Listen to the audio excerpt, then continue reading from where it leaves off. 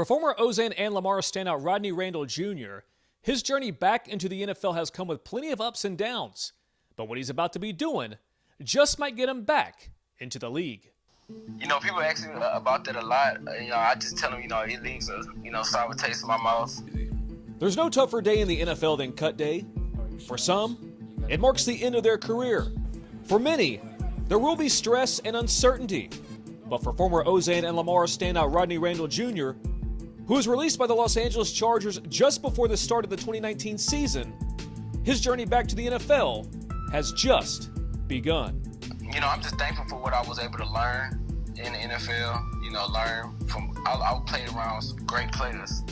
Those guys on the level, they stay in the league because they are ahead of the game. You don't have to be the most, you don't have to be the fastest, you don't have to be the strongest, you don't have to be the tallest, the biggest, the most athletic.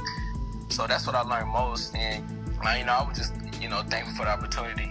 I wish I was in the NFL right now, but God's timing is always perfect. Shortly after being released by the Chargers, Randle would go on to work out for the Texans.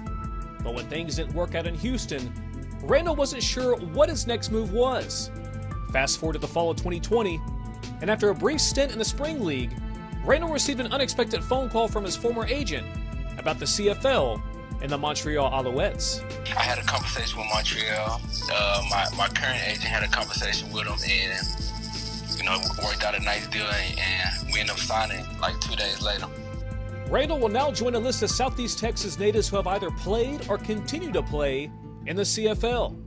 And though it's not the NFL, Randle is excited for the opportunity to continue his professional career, especially after seeing the success his friend and former Lamar teammate Reggie Begelton had in the league and his journey to the Green Bay Packers. When he get back, we're going to train together.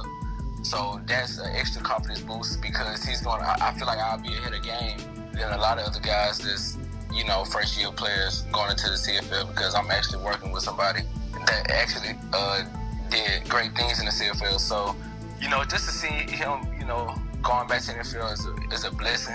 And, hopefully I can get back there in, a year or two.